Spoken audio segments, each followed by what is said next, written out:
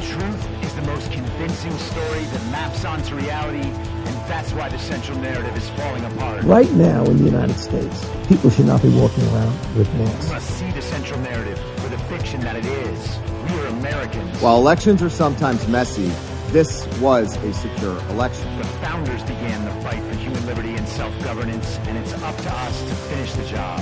I'll tell you what, we are in a truth emergency right now. This is the end game.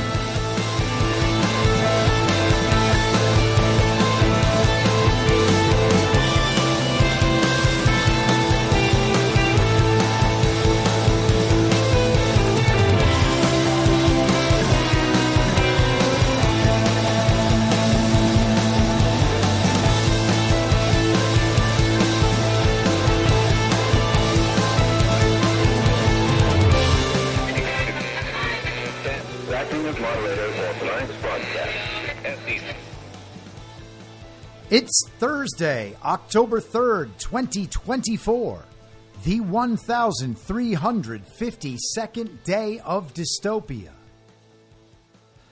I'm your moderator, Chris Paul. Let's be reasonable.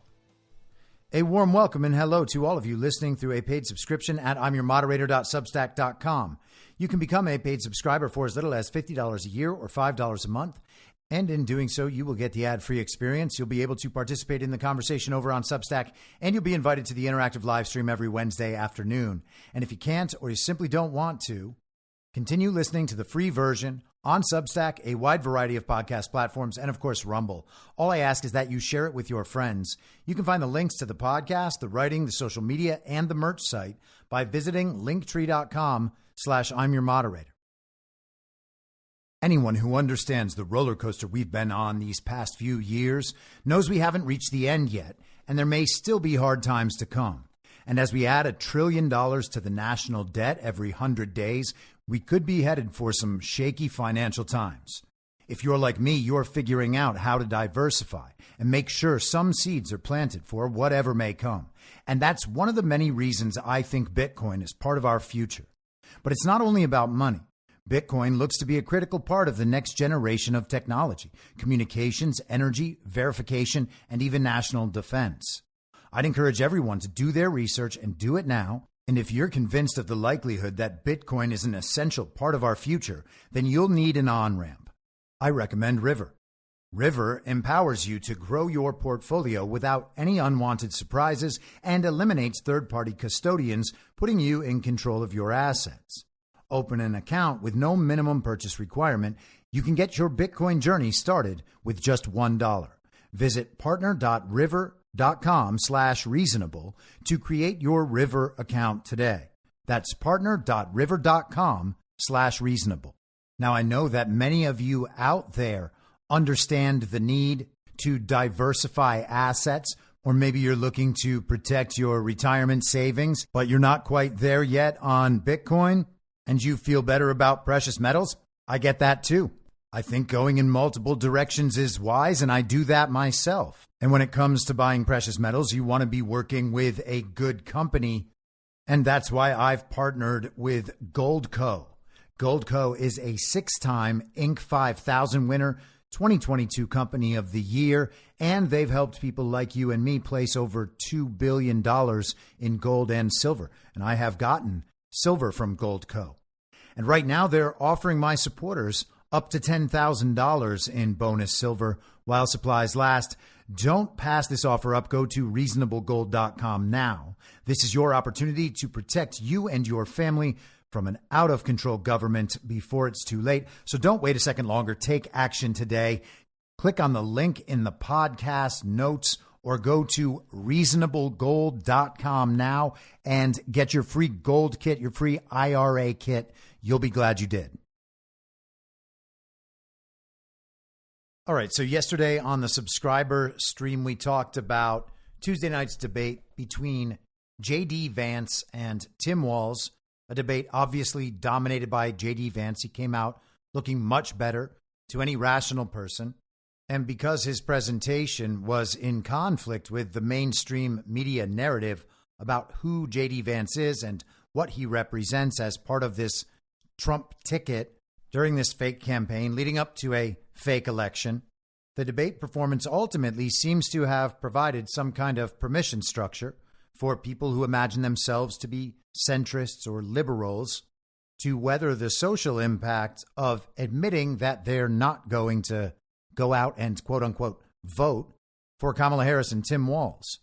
The cultural shift in political identity is well underway, but that's not quite the same thing as the awakening. Now, don't get me wrong. From a public consciousness perspective, those people making the shift and being willing to talk about it and admit it in public, or at least among friends, help cement the impression that Trump's return is necessary, desirable, and inevitable.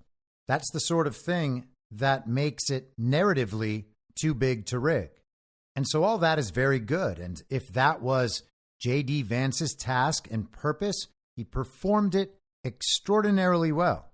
He had great appeal to the Trump deranged and to the recently formerly Trump deranged, and there is a benefit to that.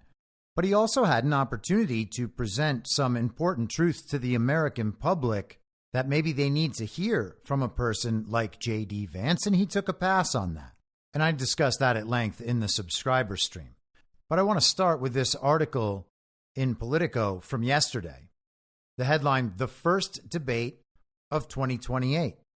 And just like that, the great anointing has begun. How do we get so lucky? Since the start of JD Vance's vice presidential campaign this summer, I've heard versions of the same wistful complaint from his elite conservative allies. Where is the other side of JD Vance? Vance's pugnacious side, they acknowledge, has been on full display at his campaign rallies, in his combative television interviews, and on social media, where he's leaned into his habit of picking very public fights with his digital antagonists. But where, they wonder, is the side that has made him such an object of hope and fascination among new right intellectuals and national conservative-minded policy wonks? The side that blends an unself-conscious nerdiness with an apparently earnest, if also somewhat naive, longing to remake the GOPe along nationalist and populist lines. At Tuesday's debate, Vance gave these supporters a glimpse, if only a very fleeting one, of that side of him. Gone was the cat lady bashing, they're eating the pets MAGA firebrand. Here at last was the cerebral and wonky new right figurehead that has won so many converts among the suit and tie wearing conservative set.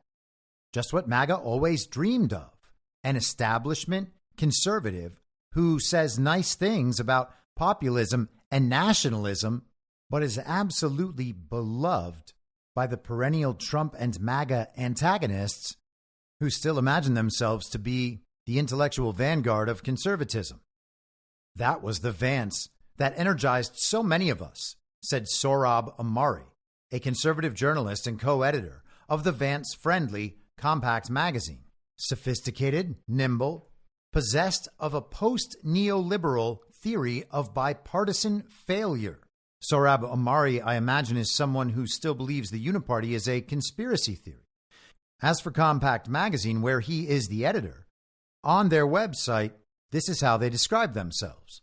Compact, an online magazine founded in 2022, seeks a new political center devoted to the common good, believing that political forces, not economic ones, should determine our common life.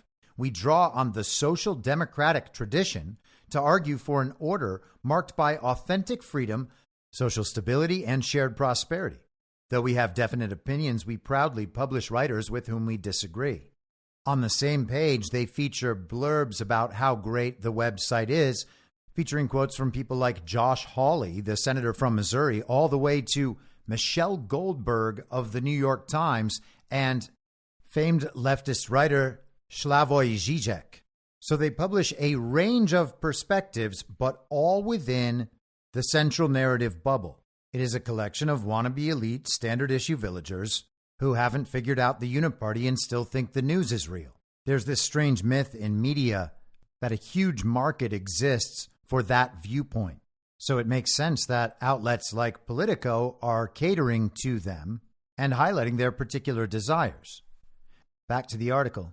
Vance's debate performance will likely do little to change the dynamics of the presidential race, Vice presidential debates rarely do, and snap polls show likely voters rated Tuesday's debate as a tie. Nor will Vance's comments during the debate, especially his refusal to admit that Trump lost the 2020 election, overcome Democrats' suspicion that he is merely presenting a more palatable and polished version of Trump's anti-democratic extremism. But after an undeniably rocky start to his campaign, Vance's debate performance will go a long way toward reinforcing his reputation, which had been somewhat damaged by his early campaign foibles as the standard bearer of a new and ascendant brand of conservative populism. Consider Tuesday night's debate the first stop on the JD Vance rehabilitation tour, or the first Republican primary debate ahead of 2028. Either way, Vance came out ahead. Now, did Vance have a rocky start to his campaign? Did that happen? I know they've been saying that happened. I know they said JD Vance was weird for a while and that he had sex with a couch for a while, and that they've been very good about creating very minor media controversies that make JD Vance the enemy of everyone and everything. But he didn't have a rocky start to his campaign. He's been just fine the entire time. The media attempting to tie him to Project 2025 does not constitute a rocky start. It's worth mentioning in the debate the other night, JD Vance had an opportunity to say that neither he nor Donald Trump support Project 2025, and he kind of missed on that one too. Tim Walz claimed that JD Vance and Donald Trump would institute a pregnancy registry as a result of Project 2025, and Vance addressed the registry part, but didn't say Project 2025 is not our agenda. He gave a standard, politely pro-life, establishment conservative answer to the rest of the question. And again, if that was his job to appease people, quote unquote, in the center, then fine. Otherwise, that answer, as with the rest of the debate, was something that we could have heard from Paul Ryan and Joe Biden in 2012, or virtually any other political debate not featuring Donald Trump in the last 30 years. It's kind of mind-blowing for me watching these establishment conservatives talk about 2028 and ignore the fact that we have an illegitimate government right now and that we don't have real elections. I'm not interested what people who can't admit that our elections are rigged and stolen have to say about their desires of who should lead the country in 2028. These people will be Trump and MAGA friendly for the next 4 or 5 weeks before going back to their real position, which is everything would be better if you just listened to us. And that's got to be true, right? I mean, they brought us this far. Anything can happen, of course, but I think the debate was his coming out as the future of American conservatism, said the conservative writer and longtime Vance supporter Rod Dreher. Vance's pitch for this future was both stylistic and substantive.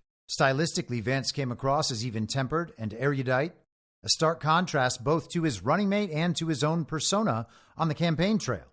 His debt to the so-called reform conservatism of the 2010s was evident in his attempt to put a more compassionate gloss on his right-leaning economic proposals, if not in the actual substance of those proposals. So, of course, JD Vance didn't play into the delusion that his so-called extremist right-wing viewpoints aren't evil. He provided a compassionate gloss, like he actually cares about people and thinks he has the right answers.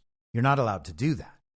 Substantively, Vance has made his most robust pitch yet for a conservatism that moves beyond the so-called dead conservative consensus on trade, foreign policy, economics, and the culture war.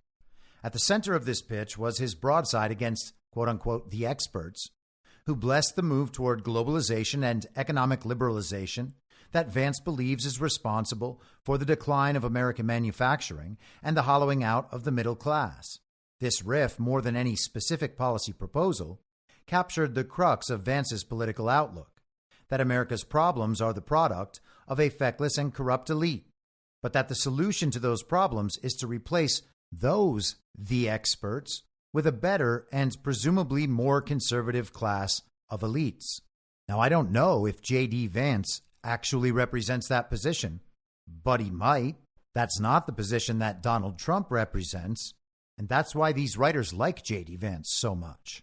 Again, JD Vance might be 100% MAGA, and it's just not visible based on the requirements for him in his speech and presentation, who he's meant to appeal to and how. But you have to consider that that might not be true. It would be interesting to see the list of those so-called conservatives cheering on Vance's performance the other night, who still spend their time nitpicking virtually everything Trump says and does, only to say good things about Donald Trump when something he does aligns exactly with what they already want. They praise Trump and appeal for MAGA's approval and present themselves as allies whenever their interests are aligned. They view MAGA as this block of zombie automatons caught in the middle of this 12-year fever that will surely end in another 4 years as they step back into power and prominence. And they hope that will happen much sooner. Imagine being an establishment conservative, a politician, a media figure, whatever, who, like many people in the country, including many that we know and are close to, have ignored entire bodies of knowledge after being told that all the information within those bodies of knowledge is conspiracy theory. These are all respectable wannabe elites competing within the party of false decorum. They ignore fake elections. They believed in COVID and went along with it. They supported Ukraine. They supported Israel. They supported non-Trump candidates in the fake primaries. Do they have any idea what's happening or what could happen? Or are they looking at the polls ahead of this fake election and figuring out how to increase their own status and power starting November 6th? If Trump wins and it's contested, who will they side with? They've spent the last 4 years pretending that the 2020 election was legitimate. If the TV says Trump lost, which could only be the product of yet another fake election, which everyone should expect, I don't know what the TV is going to say, but we should expect a fake election. There's no reason to believe we're going to have a fully legitimate one. And even if we do, we still have to check it and make sure before believing that anyhow. So how will these people react if Trump once again has to challenge the reported results of another election? Will they say, trust the election officials, trust the courts, we need to get this certified, we need to get Kamala Harris inaugurated, it's too important to threaten our democracy? Some of them will, because they like this system. They have power in this system. It was revealing, however, that even the more substantive parts of Vance's pitch didn't contain much that's new. Vance, contrary to the old Republican consensus, argued that the GOP should embrace an active role for our government in propagating pro-family policies.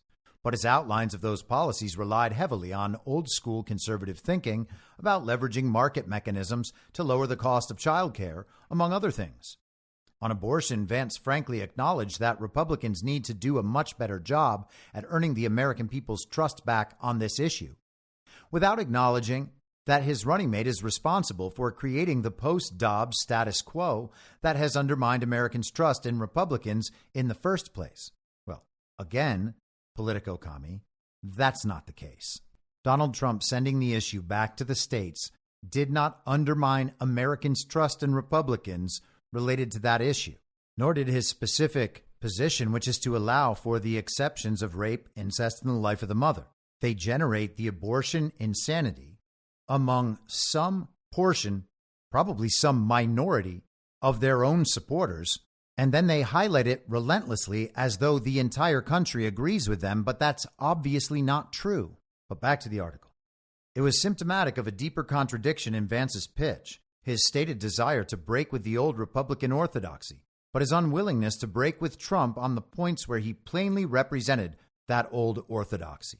So he sets up a very weak straw man and then imagines that that same sort of straw man applies to a range of issues. In the end, the debate performance underscored the defining question of Vance's career. Which side of him is in the driver's seat, the MAGA firebrand or the new right figurehead? Put another way, is his elaborate performance of conservative populism merely a means to get close to Trump? Or is his effort to cozy up to Trump the first step in a longer-term strategy to transform the GOP into the party of national conservatism? The establishment is wishing for what I have been warning about.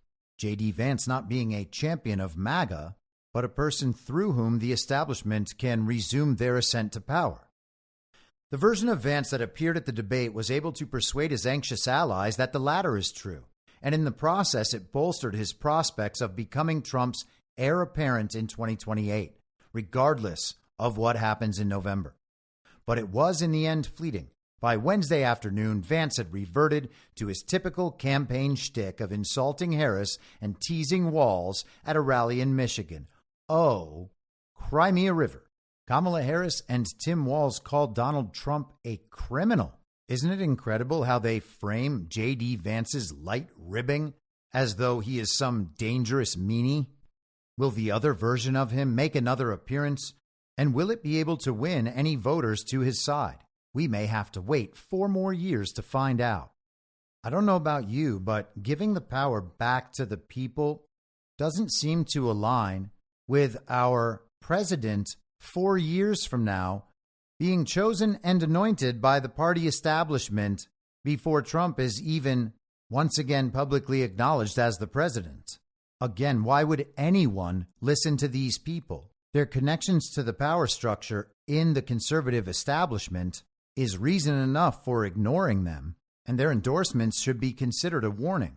Changing subjects without a segue, we have spent some time this week on issues of censorship. This is just the news from yesterday.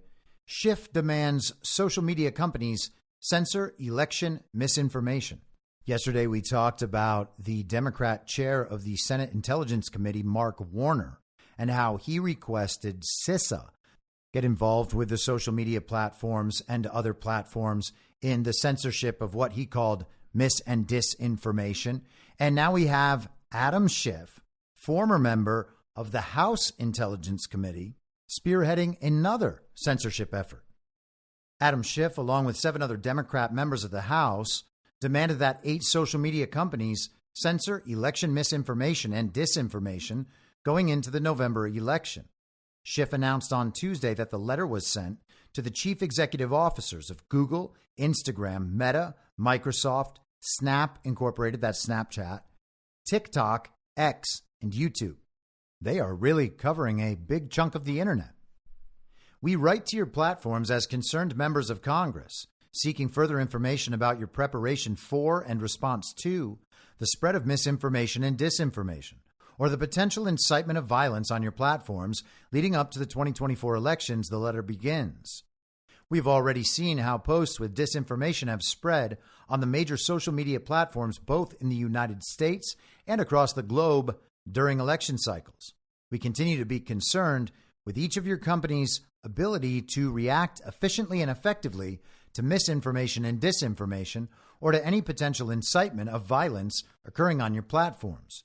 Unfortunately, we have witnessed almost every major platform roll back their election policies, even in the face of blatant attacks on our democracy fomenting. This almost universal reversion on the issue of combating election mis and disinformation is incredibly troubling. So the Democrats on the House Intelligence Committee are concerned that the social media companies aren't censoring enough when it comes to talk about elections. And because we're in election season, that becomes pretty much talk about any subject related to politics in any way at all. The lawmakers gave examples of the social media companies allowing misinformation and disinformation on their platforms, including allowing former President Donald Trump back on his accounts. Ah, yes. How can you allow the president and presidential candidate to be able to say things that he wants to say online and then allow people to read them? Without proper incentives, bad actors will continue to spread false content they know to be divisive, the House Democrats explained. Instead of properly evaluating the risk of election interference or political violence, companies have allowed this content to flourish. Hey, commies, violating the First Amendment and suppressing the right to free expression of your people, those constitute both election interference and political violence. YouTube made a decision to resume videos that deny the 2020 election, undoing their prior commitment to election integrity. Meta similarly resumed allowing political ads that claim stolen elections, they continued. And almost every major social media company reinstated Donald Trump's account after previously banning him for violating their community standards. after witnessing the role that false or misleading content can play in our elections, we know our country cannot afford to have platforms backslide on their promises. The lawmakers asked the social media companies a series of questions on handling election misinformation, including whether they will be changing their, quote, election integrity policies between now and the 2024 U.S. general election. And the representatives were Julia Brownley of California, Andre Carson of Indiana, Robert Garcia of California, Dan Goldman, the Levi's heir, Raul Grijalva of Arizona, Hank Johnson of Georgia, who worried that Guam was going to tip over, and Doris Matsui of California. Along the same lines, we discussed a week or so ago the California efforts to force the censorship of any content online that they could claim constituted a deep fake or something manipulated by AI. And of course, we remember the whole cheap fakes controversy earlier in the summer when real videos of Joe Biden were said to be off limits. This is from the Post Millennial. Judge blocks Gavin Newsom's AI censorship bill as violation of First Amendment. A California law signed by Governor Gavin Newsom late last month that was in direct reaction to his disgust at AI parodies of his friend, Vice President Kamala Harris, has been struck down after U.S. District Judge John A. Mendez ruled that it was in violation of the First Amendment. The plaintiff in the case has been granted a preliminary injunction stopping the law from going into effect while the case goes forward. Most of AB 2839 acts as a hammer instead of a scalpel, serving as a blunt tool that hinders humorous expression and unconstitutionally stifles the free and unfettered exchange of ideas, which is so vital to American democratic debate, he wrote, this being Judge Mendez. The bill blocked the posting or distribution of AI or deep fakes that is, quote unquote, materially deceptive concerning elections during the periods leading up to and following elections. And isn't it weird that they are so keen on censoring election-related material around an election? It's like it's not the close race they claim in the news. Donald Trump's not out there demanding censorship. JD Vance is not out there demanding censorship. And just in the stories of the last 2 days, we have the House demanding censorship, the Senate demanding censorship, and the California governor demanding censorship. And of course, these requests are geared at having government agencies do the censoring in coordination with the tech platforms, which is still apparently defensible because they are, quote unquote, private companies.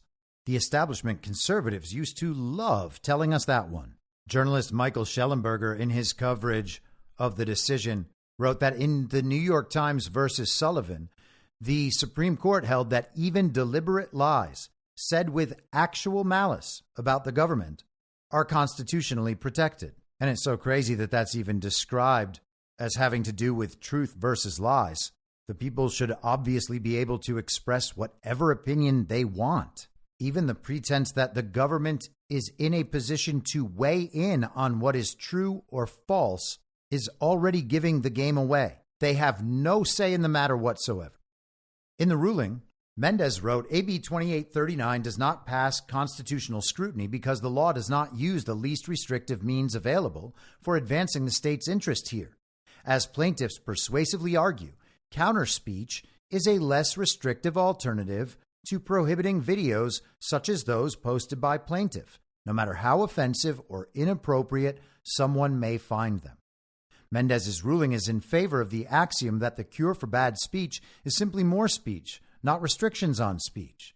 He continued, saying that, especially where political speech is concerned, counterspeech is the tried and true buffer and elixir, not speech restriction. AB 2839, Mendez ruled, is unconstitutional because it lacks the narrow tailoring and least restrictive alternative that a content-based law requires under strict scrutiny. The ruling stated that, at face value, AB 2839 does much more than punish potential defamatory statements, since the statute does not require actual harm and sanctions any digitally manipulated content that is, quote, reasonably likely to harm the amorphous electoral prospects of a candidate or elected official. So basically anything that would make someone look kind of bad. So the standard is the least restrictive option, and instead they're asking for complete and total censorship.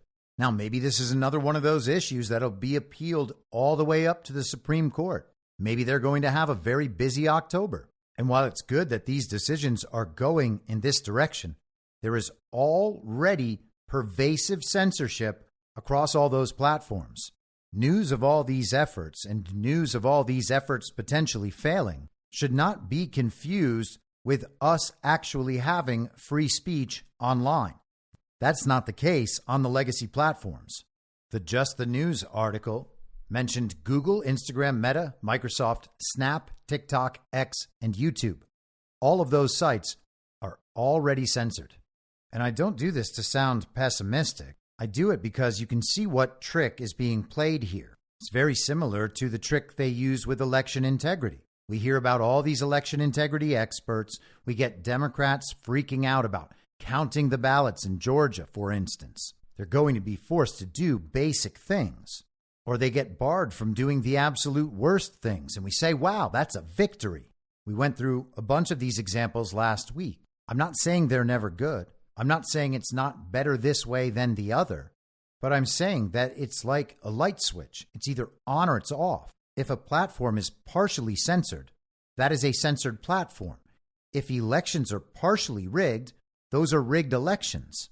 These stories essentially tell us, oh, it's not that bad. Don't worry about it. There's a little censorship, but it's not a big deal. There's a little election fraud, but it's not a big deal. It's not enough to overturn the results of the election, you see.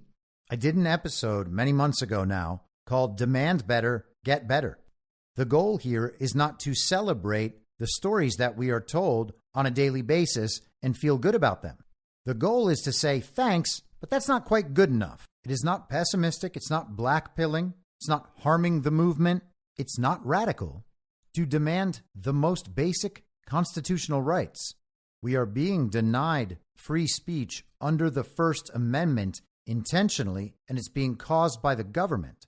And then what is supposed to be our purest, most important expression of political speech, the vote, is being denied as well. Celebrating when we are thrown crumbs is counterproductive.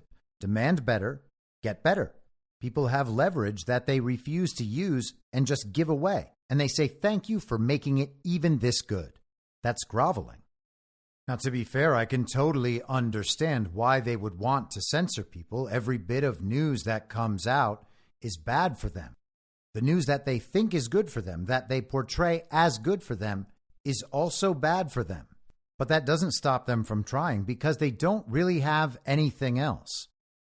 In January 2023, the World Economic Forum published an article called "We're on the Brink of a Polycrisis. How Worried Should We Be?" And I covered this at the time. You can go back and listen to the episode if you like. It's called Polycrisis, and we don't have to rehash all of that, but just a couple paragraphs of this article. The cascading and connected crises we find ourselves in at the beginning of 2023 demand a new descriptor to define the scale of the problems the world is facing. The war in Ukraine sent energy and food prices soaring. The resulting inflationary pressures ignited a global cost of living crisis, which has led to social unrest.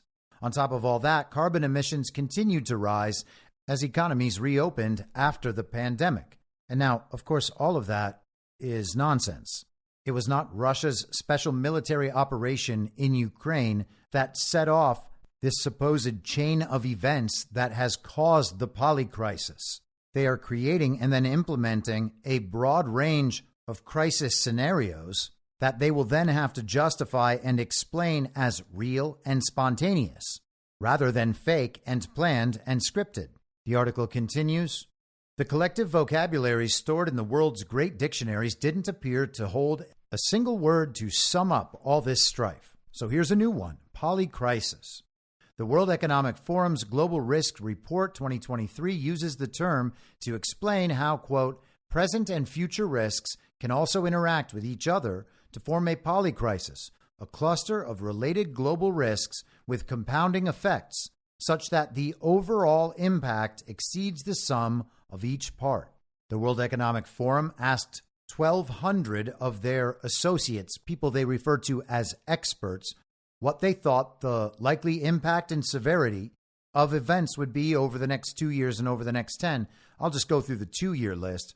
Cost of living crisis, natural disasters and extreme weather events, geoeconomic confrontation, failure to mitigate climate change, erosion of social cohesion and societal polarization, large-scale environmental damage incidents, failure of climate change adaptation, widespread cybercrime and cyber insecurity, natural resource crises, and large-scale involuntary migration. Now, to the extent that any or all of those are happening around the world, they are being caused directly or indirectly by the activity of the global regime, which, of course, the World Economic Forum represents. Large-scale environmental damage incidents, widespread cybercrime and cyber insecurity, large-scale involuntary migration, natural resource crises, they create those things. But most importantly, they create the stories about those things. Klaus Schwab of the World Economic Forum wrote the book COVID-19, The Great Reset. Was COVID-19 a naturally emerging virus the way they told us about in the story? Did we have a pandemic? Was it the deadliest pandemic of all time? They certainly told us all of that, and a great number of people believed it. But was any of it actually true? Of course not. But it didn't have to be true. The stories were believed, and then people enacted parts of the pandemic scenario the way the narrative described, because they acted based on their beliefs. And it's not like this strategy is hidden. Schwab's follow-up to COVID-19, The Great Reset, was called The Great Narrative. From the book's foreword. Why do narratives matter? As human beings and social animals, we are storytelling creatures, and the stories we tell, the narratives, are our fundamental tool of communication and transmission. Narratives are how we make sense of life. They provide us with a context, thanks to which we can better interpret, understand, and respond to the facts we observe. Most importantly, compelling narratives have the power to inspire us to act. But why a single great narrative? Because the constellation of important, interrelated stories that this book offers coalesce around one central story. It addresses a broad spectrum of issues, aiming to shed light on what's coming and to offer some clarity on our options in terms of a collective response. Even so, the great narrative proposes a framework for future action, not a prescription. The great narrative expresses our personal convictions about the best way forward. We recognize that the problems we collectively face are considerable, but we also believe that solutions do exist and are within our grasp. In that sense, it is a hopeful book that categorically rejects the doomsday mindset, consigning humanity to a future of oblivion. Human creativity, ingenuity, and innate sociality are much too powerful for that and can prevail. So in this book, Klaus Schwab and his co-author gathered around 50 World Economic Forum linked, quote-unquote, experts, elites and wannabe elites from around the world, so that they could weigh in on all of the many crises we would see in our near future. Klaus wanted to gather all these so-called thought leaders to explore how to create a more resilient, inclusive, and sustainable future, and shape a constructive, common narrative for the future. And so essentially, the idea was to present the Polycrisis that would later emerge and figure out what story to tell about why it's happening, what it means, and what needs to be done in order to deal with that crisis and prevent it from happening again. Now, the only part they care about is enacting whatever part of their agenda they describe as the thing that must be done to prevent the crisis from happening again. And we saw how that worked during COVID. It wasn't about curing a virus and keeping people alive. It was about turning people into drones who socially distanced and wore masks for absolutely no reason, knowing they didn't work, but being told by the experts that you would kill grandma if you didn't. People en masse gave their DNA away as often as they possibly could. They argued in favor of tracking systems, calling it contact tracing and suggesting that would prevent disease.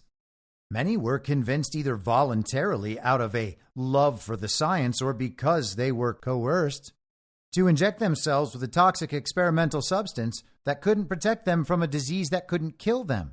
People bragged about how long they kept themselves in quote-unquote quarantine and then celebrated that it helped to cure our environmental crisis.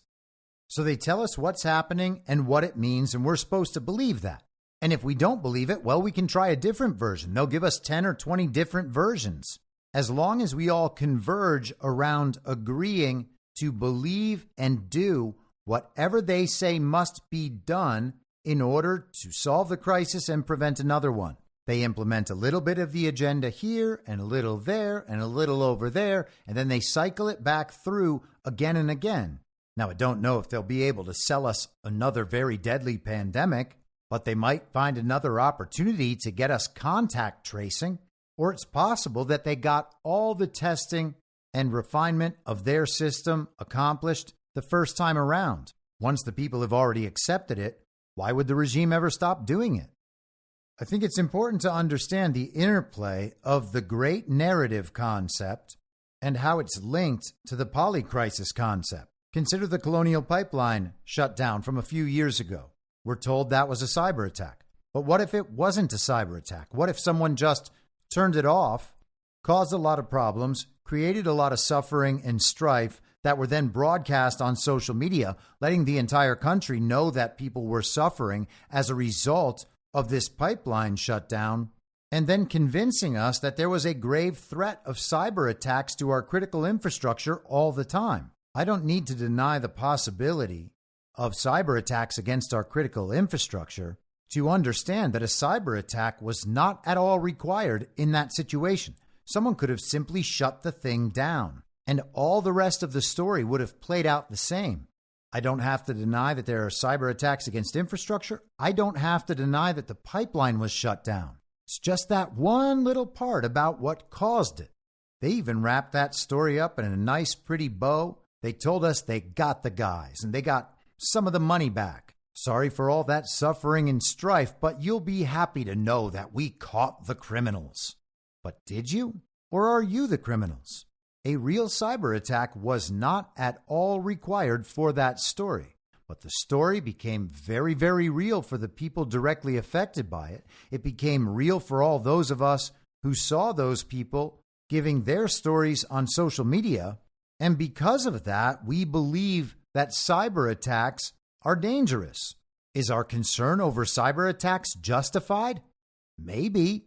Or maybe it's just a story we're told.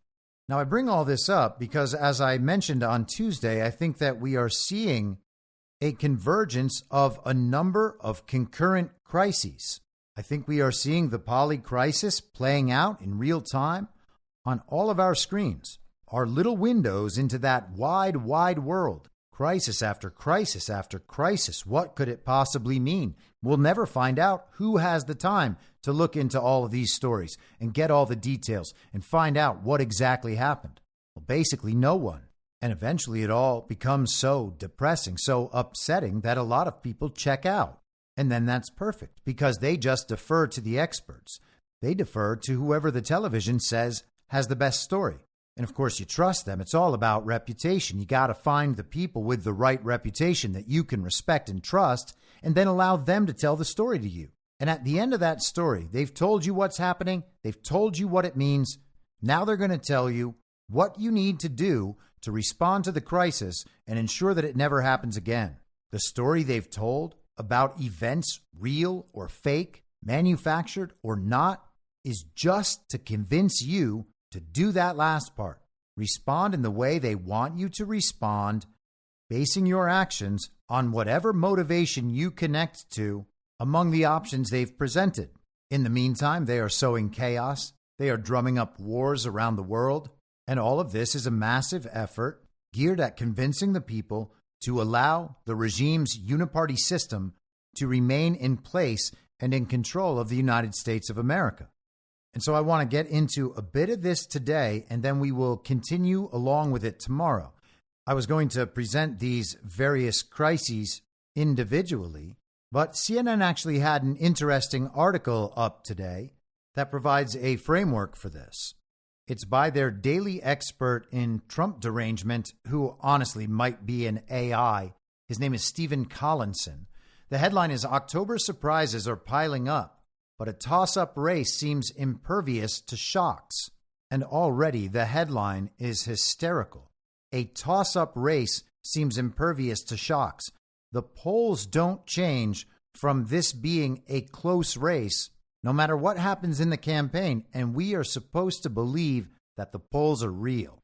It's also worth recalling Monday's episode. We discussed Hillary Clinton over the weekend, talking about how an October surprise would be coming for Kamala Harris. It would distort and pervert Kamala Harris.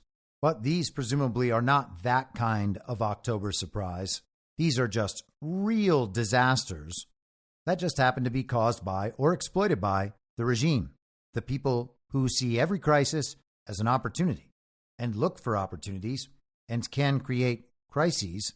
So it's worth considering that they just might understand if they're able to create a crisis, it'll open the opportunity for something that they want to do.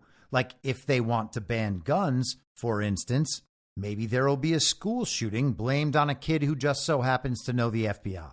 So here we go with this article from CNN.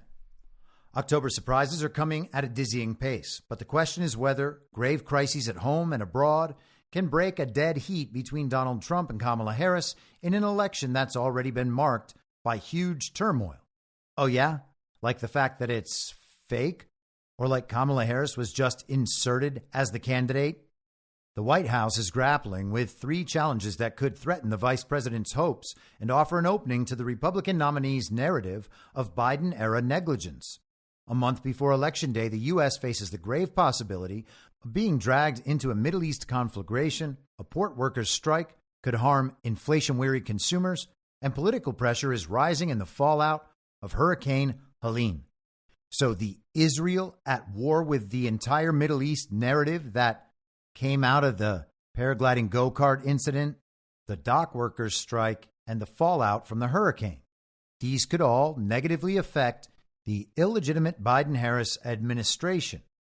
Trump, meanwhile, was hit on Wednesday by the unsealing of a 165-page document in which special counsel Jack Smith gives the fullest picture of his case in the federal 2020 election interference case.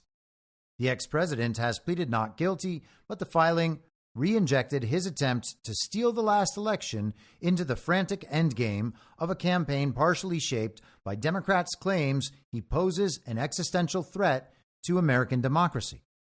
No one considering voting for Trump believes that. It is insane to think that this nonsense Jack Smith brief has even the potential to create problems for Donald Trump the way the Middle East, the dock workers' strike, and Hurricane Helene are already causing for the fake vice president. Lifelong liberals are abandoning Kamala Harris as we speak.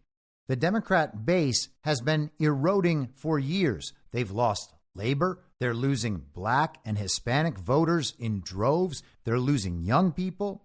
But don't worry, they have a plan to win them back. College loan forgiveness is back on. The Democrats basically only have black women and college-educated white women and all the men who are cucked for either of those two groups. And so Collinson gets into each of these scenarios, starting, of course, with Trump's election meddling. One of the most bewildering aspects of the 2024 election is that a former president accused of trying to overthrow the previous election has an even chance of winning this one. And hey, Stephen, it's bewildering because it's not true and it can't be true. The people don't believe it. It doesn't matter what your opinion of Trump's behavior is if no one agrees with you. Doesn't matter how many lawsuits and indictments are filed. It doesn't matter if he's convicted. All that matters is whether or not the people agree with you, and they have already rejected it. Convictions, even prison time, would not change those views. They would only change the views of the regime attempting to imprison Trump. And this is the problem with every element of their polycrisis. Every element of their polycrisis is manufactured and contrived and unjust in those ways. People are rejecting all of it, all of the stories. And when people don't believe the stories the regime is telling about the crises the regime is creating, then the people soon realize, oh, wait a second. All the most powerful people in the world are waging war against us. Many of us understood that in 2020 or before. Many more understood it in 2021, in 2022, and 2023. And now, a whole lot of people understand it. A fire started in a chemical plant in Georgia the other day, pouring chlorine into the atmosphere that people could smell from miles around. The story is that it was caused by a malfunctioning sprinkler. Is that true? Maybe, but probably not. And we've seen this sort of thing constantly over the last few years. Food processing centers blowing up, chicken farms on fire, disaster after disaster after disaster. If you understand the good twin, evil twin dynamic at play right now, and the war as it actually is, it would be crazy not to consider at least the possibility that these are acts of war. 9/11 was an act of war, was it not? Who was responsible for that anyway? Oh, right, sorry. It was Osama bin Laden. They hated us for our freedom, you see. What happens when people begin to see all of these incidents in that way? Because that's coming. But let's go back to this article. The depth of Trump's alleged election-stealing plot was laid bare in Smith's filing, which said that he, quote, extensively used private actors and his campaign infrastructure to attempt to overturn the election results. Smith, trying to get around this summer's Supreme Court ruling that granted presidents substantial immunity for official acts, added that Trump, quote, operated in a private capacity as a candidate for office. In one of the most damning parts of the filing, Smith said he had evidence that showed the then president told family members, it doesn't matter if you won or lost the election, you still have to fight like hell. And that is supposedly damning. It is supposedly evidence of malfeasance and Trump acting as a private actor in his attempt to overturn the results of a free and fair election. Or it's possible that he could have just been talking about election integrity and how elections must be shown to be free and fair, regardless of whether or not you win or lose. The outcome should be verifiable and transparent so the people can know they're not getting swindled.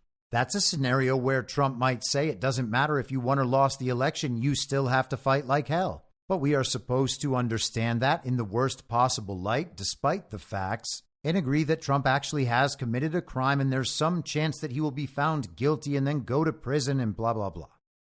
Trump has falsely claimed that all his legal exposure proves that the Biden administration has weaponized justice against him to meddle in this election. Campaign spokesman Stephen Chung claimed that President Trump is dominating and the radical Democrats throughout the deep state are freaking out. Trump has also forced fellow Republicans to adopt his false claims of fraud in 2020. In the vice presidential debate on Tuesday, his running mate, JD Vance, couldn't bring himself to publicly say his boss lost the last election. While Republican voters seem willing to buy into Trump's false narrative, it remains unclear how deeply events 4 years ago still weigh on the minds of swing state voters and how much, if at all, Smith's unsealed document will shape the race. Yeah, sorry to break it to you, Stephen. The one Trump crisis you're referring to is not a crisis, and people will not care about that, and they already don't believe it. For his part, Trump reacted to the release of the Jack Smith brief on Truth Social, writing, the release of this falsehood-ridden, unconstitutional J6 brief immediately following Tim Walz's disastrous debate performance and 33 days before the most important election in the history of our country is another obvious attempt by the Harris-Biden regime to undermine and weaponize American democracy and interfere in the 2024 presidential election. Deranged Jack Smith, the hand-picked prosecutor of the Harris-Biden DOJ and Washington, D.C.-based radical left Democrats, are hell-bent on continuing to weaponize the Justice Department in an attempt to cling to power. Trump is dominating the election cycle, leading in the polls, and the radical Democrats throughout the deep state are totally freaking out. This entire case is a partisan, unconstitutional witch hunt that should be dismissed entirely, just like the Florida case was dismissed. He went on, Democrats are weaponizing the Justice Department against me because they know I am winning, and they are desperate to prop up their failing candidate, Kamala Harris. The DOJ pushed out this latest hit job today because JD Vance humiliated Tim Walz last night in the debate. The DOJ has become nothing more than an extension of Joe's and now Kamala's campaign. This is egregious prosecutorial misconduct and should not have been released right before the election. The Democrat Party is turning America into a third world country that tries to censor, harass, and intimidate their political opponents. What they have done to our justice system is one of the great all-time tragedies. The Democrat Party is guilty of the worst election interference in American history. They are trying to destroy our democracy, allowing millions of people to enter our country illegally. They are determined to stop us from winning back the White House, sealing the border, and making America great again, but they will fail and we will save our nation. Back to Collinson, he writes, events threaten to conspire against Harris. So he has a conspiracy theory about events getting together to hurt Harris. The greatest vulnerability for Harris may lie, in a sense, the post-pandemic normality that Joe Biden pledged to restore in 2020 is still unrealized. While Republicans make a case that Democrat leadership is outmatched by cascading events at home and abroad. A long-dreaded war between Iran and Israel could force the United States into fighting with Tehran after more than 4 decades of proxy antagonism and put Americans in harm's way. Ah, yes, amazing, isn't it, that long-dreaded war that has been threatened and offered and started, but only to save face again and again over the last year, it's all finally coming together just before the American quote-unquote election? How could it happen? Any consequent energy crisis could send gas prices soaring and shatter Harris's economic credentials. And we did hear about that the other day, but then there's this article in CNN from today. $100 oil could be the October surprise no one wanted. They write the Middle East is in chaos and the oil market is remarkably calm about it. Oil prices have climbed, but not dramatically so, even as the world braces for an all-out war in the most critical region on the planet for energy. Is it? The chill reaction in oil markets reflects a boy who cried wolf mindset that has set in. Investors, having been burned by prior geopolitical scares that quickly fizzled, have grown numb to the cascade of crises around the world. This time they're waiting for evidence of actual supply disruptions before bidding up the price of crude oil. Yet experts warn there is still a real risk that the emerging regional war in the Middle East could cause a devastating surge in oil prices that rocks not just the world economy, but perhaps the U.S. presidential election too. So there was supposed to be this major effect on oil prices. It didn't happen. They speculate that perhaps there have been too many of these boy who cried wolf scenarios. They've been burned by prior geopolitical scares that quickly fizzled. They've grown numb to all of these crises around the world. Well, how did that happen?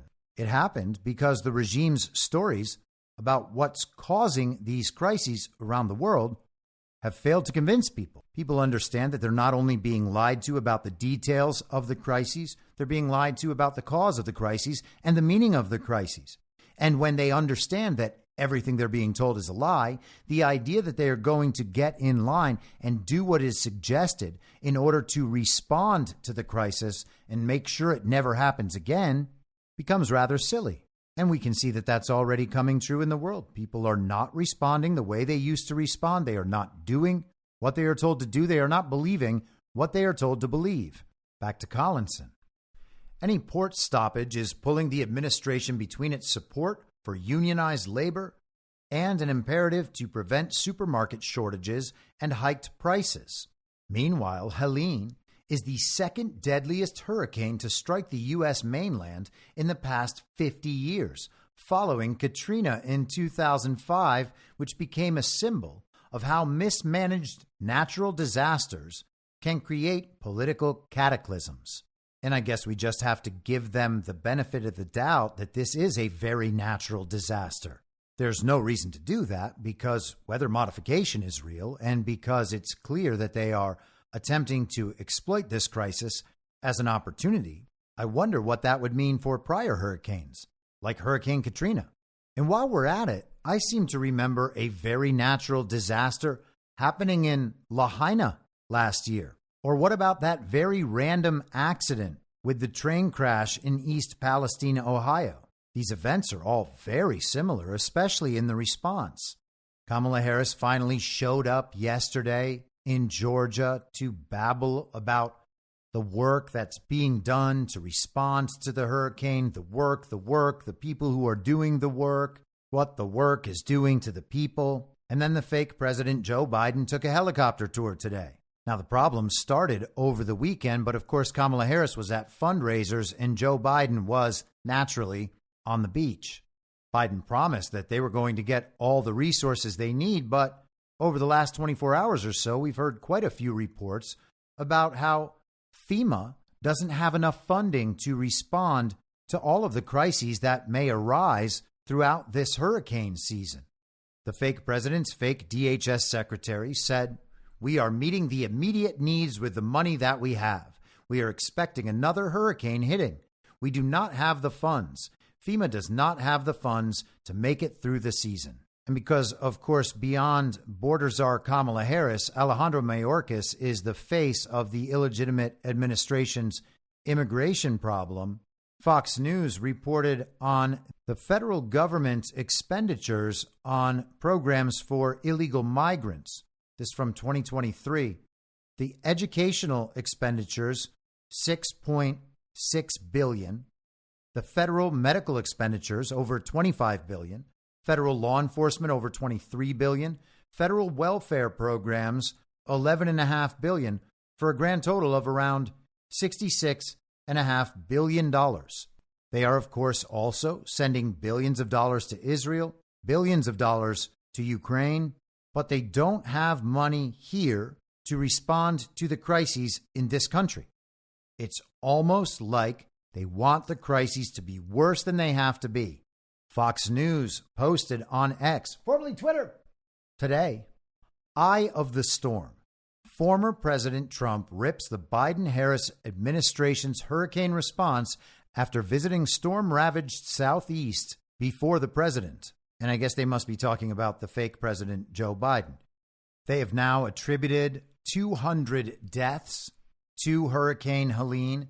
There are reportedly still hundreds of people missing in the hardest hit areas, like those in western North Carolina. The damage covers a 500-mile stretch in multiple states.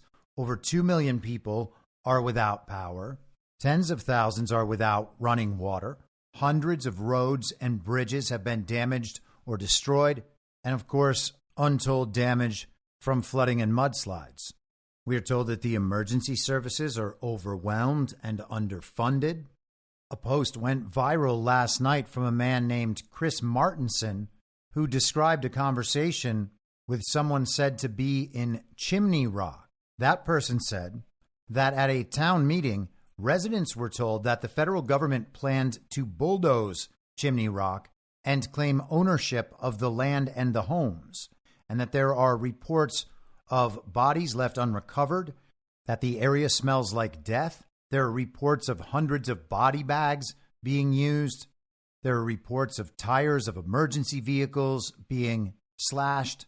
And each day there's a news story about how the military and the National Guard are not being deployed in time or properly. The entire thing sounds like an absolutely unmitigated disaster of epic proportions. There are claims that donations are being seized by what are said to be government officials. Some people describe certain areas as being locked down so vehicles can't enter or leave.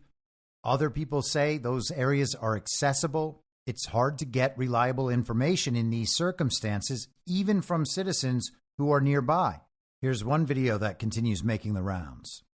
My name is Jonathan Howard. I'm a member of the Florida State Guard Special Missions Unit, and I'm also up here with Aerial Recovery, a nonprofit. I came up here on Sunday with Aerial Recovery before we even got activated. We flew up here, and then we got activated, which was great. I had my team up here working as well. Here's the problem. I'm going to tell you everything that's happening from the ground, what I'm actually seeing, because what they're telling you is complete bullshit on the news, and these politicians don't have a fucking clue and they're lying.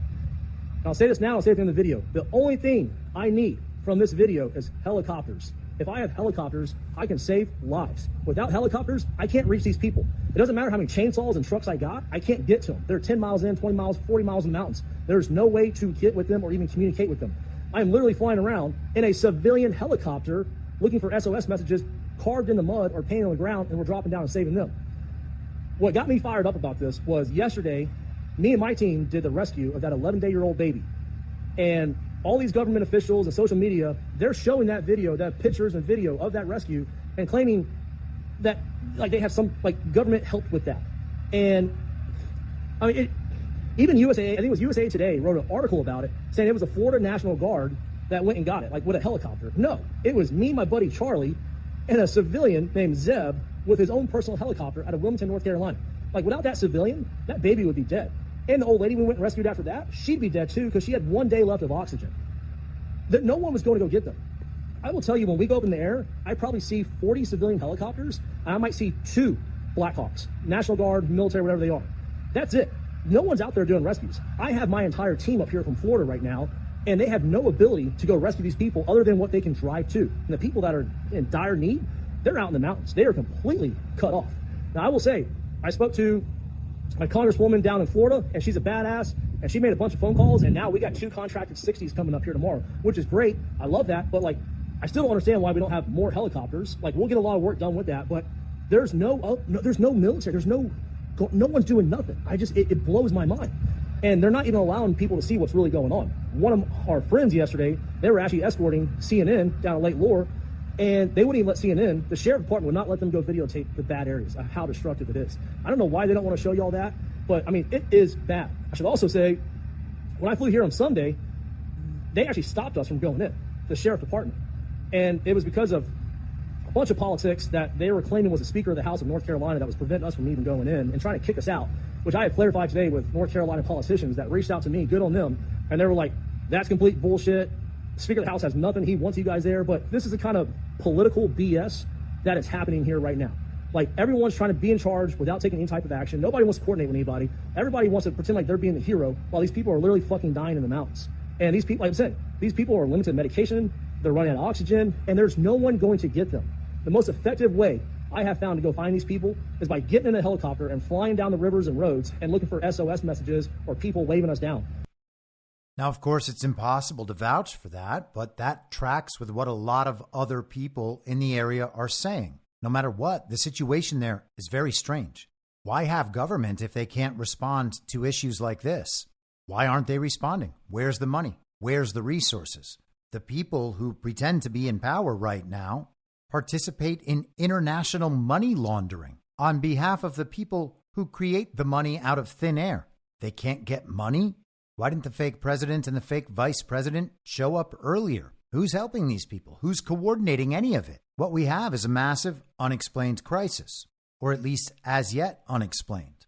But we're hearing stories about why it might be good that this area's been destroyed. A lot of people, as I said the other day, have brought up the fact that lithium mines are located relatively close to the disaster. It seems like they're some distance from the worst of the damage. But then there's this. There's also a tech connection to this story. You may not know it, but the one place in the world that produces silicon sand or silica sand pure enough for the crucibles that melt silicon ingots so that they become pure enough, like 11 nines pure enough, to make silicon wafers, which make the chips that go into your phone, that go into your computer, that go into everything that has semiconductors. All of that sand, that comes from Spruce Pine, North Carolina. The sand for the crucible that makes the ingots pure enough to make chips comes from Spruce Pine, North Carolina, which is underwater. And that's a big problem. I don't know what we're going to do about it, but from a tech industry perspective, this affects you too. This is something you should be concerned about. Spruce Pine is underwater right now. I don't know what the state of the mine is. I don't think anybody outside Spruce Pine's directors know what the state of the mine is. So there's a mine there, there's a plant there. The plant is near the river, the mine is in the mountains, the town is underwater, and the human cost is horrific. And the entire tech industry is worried. I'm worried. I don't know what's going to happen. If we don't have that sand, then we run out of the ability to make computer chips. That's how bad it is. So keep an eye on that story. Keep an eye on spruce pine. Help any way you can. The human cost is tremendous. This is from Forbes.com on Tuesday. Hurricane Helene's devastation in North Carolina could disrupt the world's semiconductor industry. Here's why. Operations at a quartz mine in western North Carolina have been shut down for more than 5 days after Hurricane Helene dumped 2 feet of rain on the town of Spruce Pine, washing out roads and cutting power to an area with an industry critical to semiconductor manufacturing across the world. The small town of Spruce Pine, home to fewer than 2,500 residents, is the location of several rare mines that produce ultra-pure quartz for Cybelco North America, the largest employer in Mitchell County, and the Quartz Corp. The man in the video I just played explained a lot of this. What's in this article is reflective of what he said. I'll also just add this. It's rare, unheard of almost, for a single site to control the global supply of a crucial material. A man named Ed Conway wrote in his book, Material World.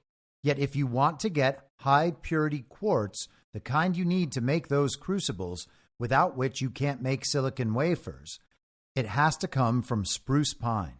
And from the end of the article, emerging medical devices, computers, transportations, and other technologies rely heavily on semiconductors, which can both conduct and block electricity to provide computing power. The world's reliance on semiconductors is increasingly growing as more devices, from home appliances to vehicles, are being connected to the internet, and those items rely on semiconductors to process and transmit data.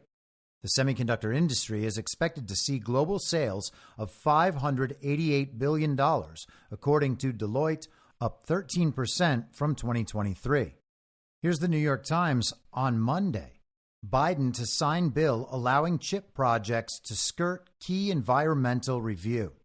More than 2 years ago, President Biden signed a law that aimed to ramp up the nation's production of semiconductors by offering generous subsidies and tax credits to companies. Since then, chip manufacturers have invested billions of dollars into new plants across the country. And of course, this is a continuation of Donald Trump's agenda. Joe Biden didn't have the idea to re-onshore manufacturing. As a person who, in his time as senator, was a proponent of empowering China to do our manufacturing. But industry groups, along with federal officials, have long warned that lengthy federal environmental reviews could delay manufacturing projects for months or years, which could slow the country's ability to scale up its chip manufacturing capacity. In the coming days, Mr. Biden is set to sign a bill that would weaken federal environmental reviews for certain semiconductor manufacturing projects that receive subsidies through the 2022 CHIPS and Science Act. The bill, which has divided Democrats, underscores the challenges facing Mr. Biden as he tries to advance his economic agenda alongside his ambitious climate goals. And of course, they are worried so much about the climate change aspect of this bill that continues the Trump policy. And it's got nothing to do with their opposition to re-onshoring manufacturing to the United States, thus making the United States self-sufficient and potentially more sovereign, in direct opposition to the plans of the global regime. They liked having the chips over in Taiwan. Proponents say the legislation would help to expedite the construction of chip manufacturing facilities, which would strengthen the U.S. economy and help to reduce the nation's dependence on other countries for critical chips that can power items as varied as smartphones, cars, and weapon systems. They say that projects will still have to comply with various federal, state, and local environmental regulations, permitting requirements. They go through a series of various reactions, mostly from Democrats, very pro-environment. One of them is from Raul Grijalva, who just signed that letter asking to censor Americans. Skipping to the end of the article. Some Democrat proponents of the bill said it would strengthen national security by helping the United States build a reliable supply of semiconductors. The most advanced ones are critical for artificial intelligence, smartphones, and sensitive military hardware. But the bulk of those chips are currently produced in Taiwan. American officials have long had concerns about the economic and national security consequences if China were to invade Taiwan. And speaking of Taiwan, this is also from October 1st. Xi vows reunification with Taiwan on eve of Communist China's 75th birthday. Chinese leader Xi Jinping reiterated his pledge to achieve reunification with Taiwan on the eve of Communist China's 75th birthday, as Beijing flexed its military might in the run-up to the national holiday. Xi spoke of the complete reunification of the motherland, saying it's an irreversible trend, a cause of righteousness and the common aspiration of the people. No one can stop the march of history. China's ruling Communist Party claims Taiwan as its own, despite never having controlled it, and has vowed to reunify with the self-governing democracy by force if necessary. And of course, America's policy is also the one China policy. America's official policy is that Taiwan is part of China. But the truth is, it doesn't actually matter what the global regime thinks about where the lines on the map should be drawn. The justification for war with China was going to be the supply of these semiconductors. We couldn't allow China to take back Taiwan because then we wouldn't have any semiconductors. So on the same day, we have Xi Jinping talking about the reunification with Taiwan, and we have the fake president, Joe Biden, giving his totally irrelevant approval to part of the re-onshoring of manufacturing agenda promoted by Donald Trump and the America First movement, which means you have to wonder, is it a coincidence that the world's best sand for semiconductors is now underwater from a freak weather event that has received the weirdest response imaginable?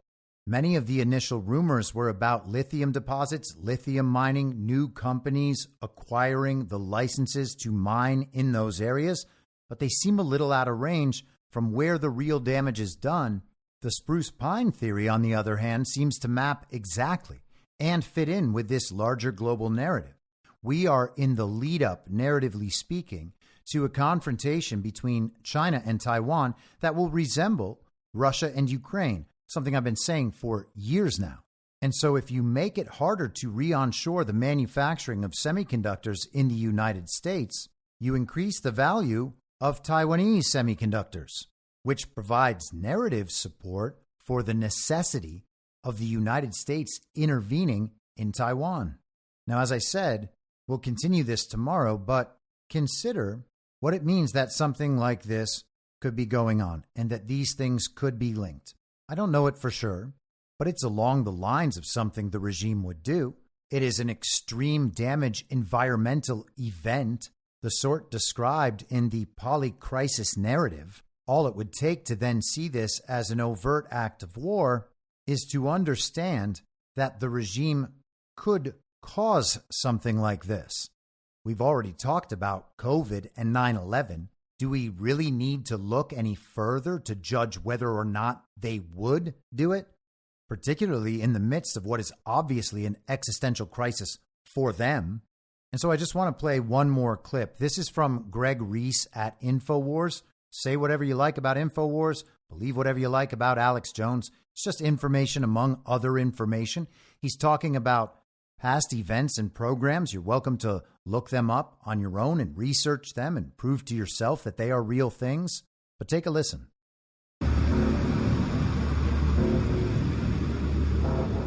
We have had the technology to create, control, and steer hurricanes for decades. Project Cirrus is the first official attempt to modify a hurricane. It was run by General Electric with the support of the U.S. military. The official theory was that by changing the temperature outside the eye wall of a hurricane, which they did by seeding the clouds with various compounds such as silver iodide, a decrease in strong winds will result.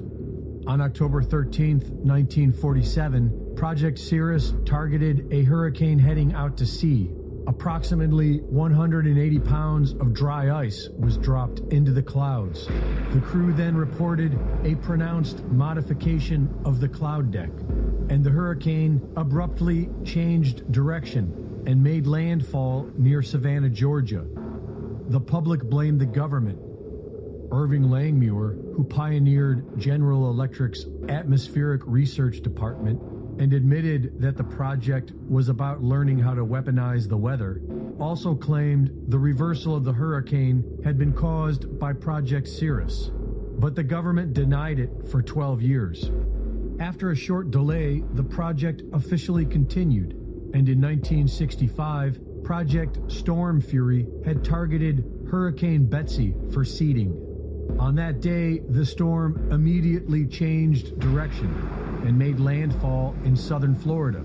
Congress blamed it on Project Storm Fury, but the government claimed that the hurricane shifted before they ever had a chance to seed it.